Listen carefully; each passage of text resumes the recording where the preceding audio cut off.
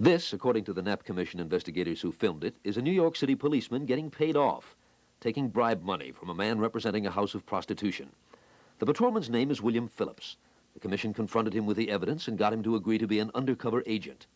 He was also the first witness at this week's public hearings. It wasn't just him, he said, it was everybody. What percentage of the plainclothesmen assigned to the division, to the 6th Division at that time, do you feel participated in the pad? Everyone to my knowledge. Everyone? Everyone. And what do you base that on? Well, I base it on my own experience in working in different areas in the city and coming in contact with innumerable plainclothesmen. I never knew a plainclothesman yet that was in plainclothes for more than 2 months that wasn't on the pad.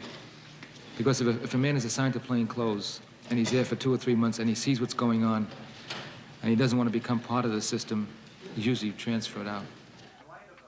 New York's police commissioner, Patrick Murphy, had cooperated with the Knapp Commission in letting them use Phillips. But he did not like the impression the patrolman was making at the hearing.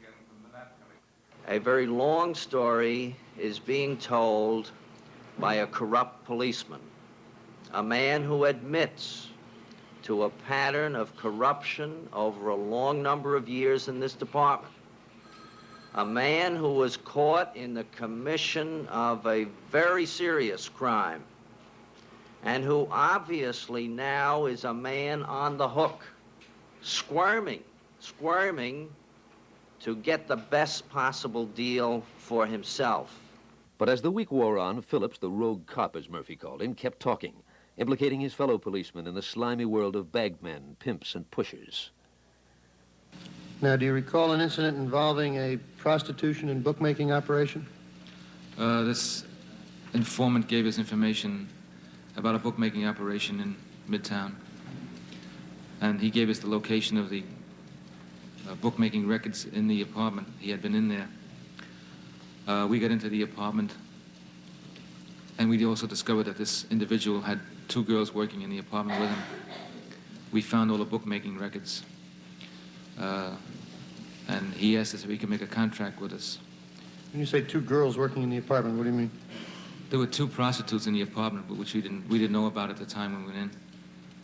And we gave him a figure of $3,000, which $1,500 were paid. One woman, Madam X she's called, says she paid Officer Phillips for protection of her brothel on Manhattan's East Side and got arrested anyway.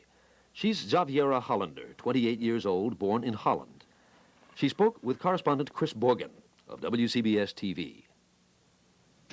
Now, here you're involved suddenly with having to pay off a police officer. Did that come as a shock to you that a police officer would be coming to you for money in a payoff situation? No, actually, I've heard many times that police officers are just as crooked as real crooks, but I still sympathize with them because I realize that many organizations or bars or restaurants or gambling places could not exist without payoffs and without a little bit of protection.